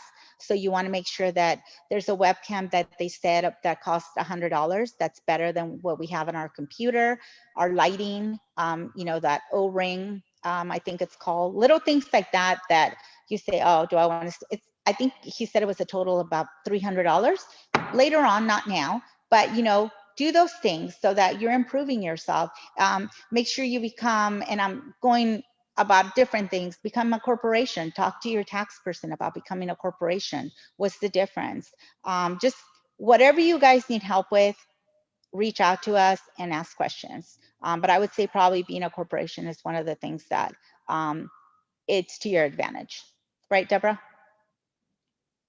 So any questions, you guys? I know we have 4 minutes. So anything that I can help, assist, any other questions at all? Just No? want to say, if you guys cannot afford the fancy photographers or have a professional equipment, we'd be so happy to help you guys. And budget is not important since I am new, you are new, so we'll be happy to, help each other.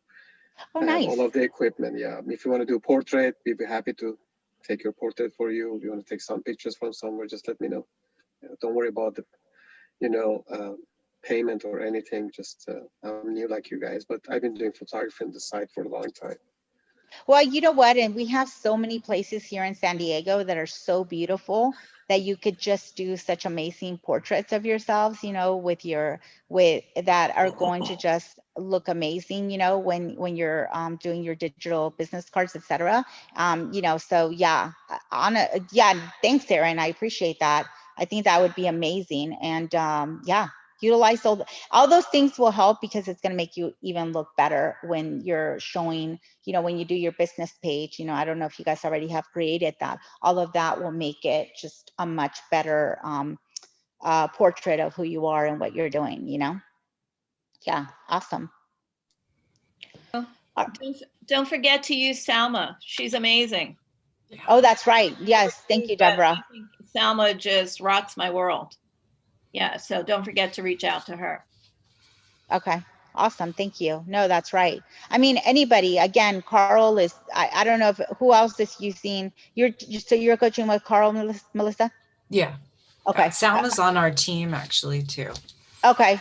Okay. And then what about you, Madison? Who are you under? I'm with Alicia. Okay, she's awesome. Yeah. So you guys have Broker Bob, Deborah is amazing. We all have amazing individuals in our office, and just because, and I apologize, I don't mean it in a bad way, but because you guys have coaches, and if they're not available, feel free to reach out to anybody. We're all there to help you guys. I mean that. So just feel free to reach out to any of us. If your coach is not available, it's happened to me a couple of times with a few agents, and we're all there to help each other and help you not only close a transaction, but generate business. So yeah, awesome. Well, we have 2 minutes. I want to wish you guys a wonderful weekend.